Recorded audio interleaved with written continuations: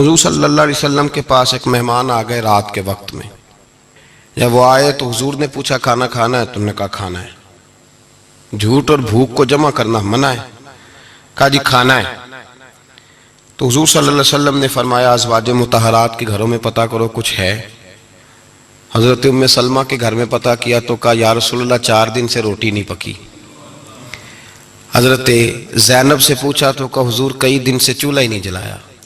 حضرت عائشہ صدیقہ، حضرت میمونہ، حضرت سودا، تمام گھروں سے بظاہر یہ 2 جہاں کے شاہ ہیں پر پاس کچھ رکھتے نہیں. 2 جہاں کی نعمتیں ہیں ان کے خالی ہاتھ میں. ہر چیز ہے پر فقر اختیاری ہے. کوئی شے نہ ملی تو نبی پاک صلی اللہ علیہ وسلم نے مسجد میں اعلان کیا، فرمایا کون ہے جو میرے مہمان کو روٹی کھلائے؟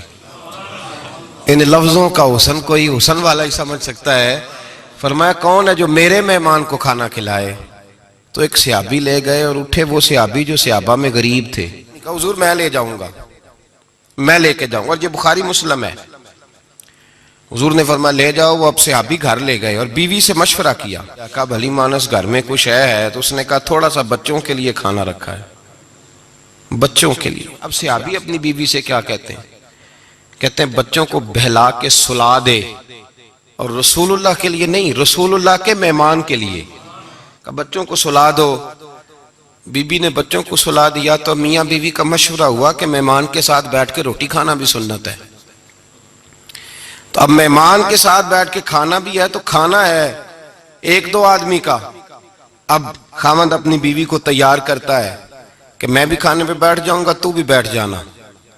اور جب مہمان کھانے میں ہاتھ ڈال لے تو اٹھنا، کہنا وہ ہو دیا تو صحیح کیا ہی نہیں، ابھی بجھ جائے گا. اور جا کے دیا بجھا دینا. ہم ہاتھ ہلاتے رہیں گے، مہمان روٹی کھاتا رہے گا. اٹھی اور اس نے نہ دیا ٹھیک کرنے کے بہانے بجھا دیا.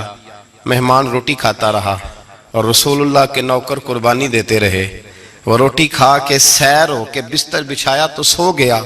یہ میاں بیوی ساری رات بچوں کی طرف دیکھتے رہے اور غور کرتے رہے اور راضی رہے کہ ہم نے حضور کا فریضہ نبھایا ہے. قربان جاؤں محبوب پہ، بے خبر ہو جو غلاموں سے وہ آقا کیا ہے. صحابی کہتے ہیں میں فجر کی نماز پڑھنے مسجد آیا، پہلا قدم رکھا تو میرے کریم بولے.